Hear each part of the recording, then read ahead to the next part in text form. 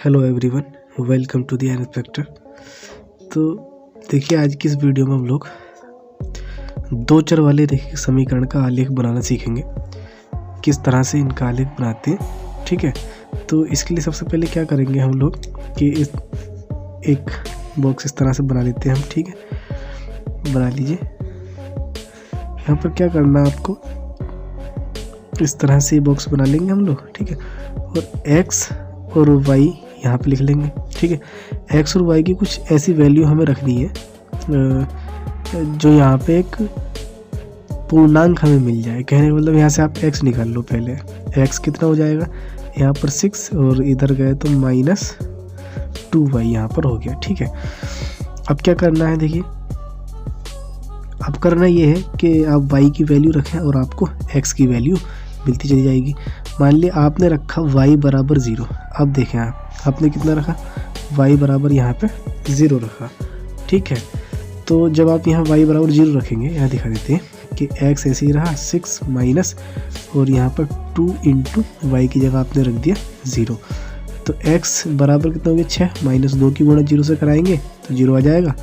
x 6 में से 0 घटाएंगे आप तो 6 आ जाएगा, ठीक है। तो जब आपने 0 रखा, x की वैल्यू कितनी आ गई 6, तो x का मान 6 रख दिया यहाँ पे, ठीक है। अब कुछ और रख लीजिए, आप रख लीजिए x बराबर y बराबर कितना रख लीजिए, कुछ भी रख लीजिए, आप कुछ भी रख सकते हैं 1 2 3 4 5 6 जितना आप चाहें उतना रख लीजिए, कोई दिक्कत नहीं है, ठीक है। तो यहाँ पे क्या करेंगे हम रख लेते हैं y बराबर हमने 3 रख दिया। y बराबर कितना रखा 3। तो जब हमने y बराबर 3 रखा तो देखिए कितना हो जाएगा, यहाँ पे 6 माइनस 2 गुणा 3 हो गया, है ना। x बराबर 6 माइनस 2 तिया 6, 6 में से 6 घटाएंगे आप तो x कितना आ जाएगा 0। 6 में 6 घटाया 0, तो x का जो मान आ गया वो आ गया 6। अब हमें क्या करना है, इसके लिए हमें आलेख बनाना है, ठीक है। सबसे पहले आप 2 लाइनें खींच लेंगे हम लोग इस तरह से, ठीक है। आप स्केल से बना लीजिएगा, वैसे ही बना के दिखा रहा हूँ। तो ये हमने बना ली, इसको कहते हैं हम x अक्ष, ठीक है। ये हमारा हो गया क्या x अक्ष और ये हमारा हो गया y अक्ष। ये ध्यान रखिएगा, आपको पैमाने से ही बनाना है। तो यहाँ पर कुछ हम लोग नंबर ले लेते हैं और ये हमारा होता है मूल बिंदु, इसे हम कहते हैं 0 या O कह देते हैं, लेकिन यहाँ पे क्या होता है 0 रहता। अब यहाँ पर आपको जो है वो नंबर लेने हैं, ठीक है। नंबर कैसे लेने हैं, नंबर इस तरह से लेने हैं, आपने देखा भी होगा ऐसा ग्राफ बना रहता है, यहाँ 1 2 3 4 5 6 ऐसे करके होते हैं। यहाँ पर भी ऊपर को भी 1 2 3 4 5 6 करके रहता है।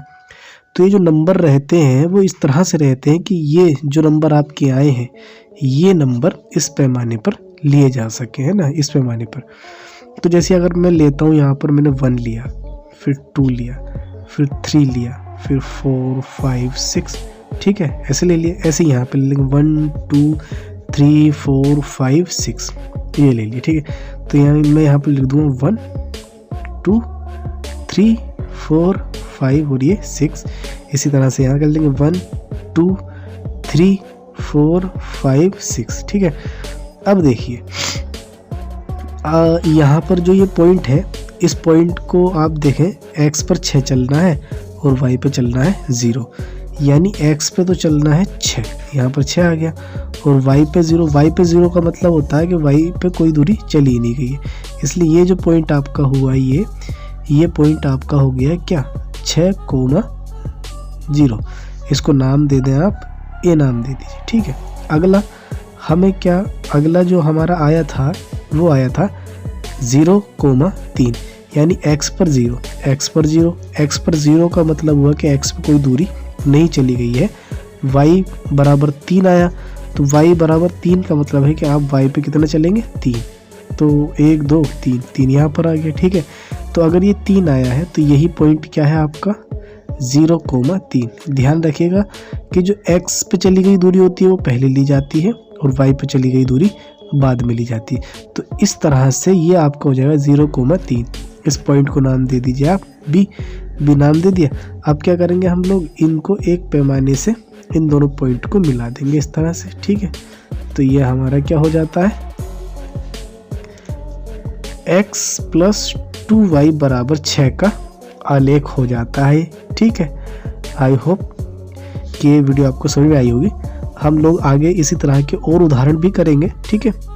अभी फ़िलहाल इस वीडियो में इतना ही। आपसे फिर मुलाकात होगी, बने रहें।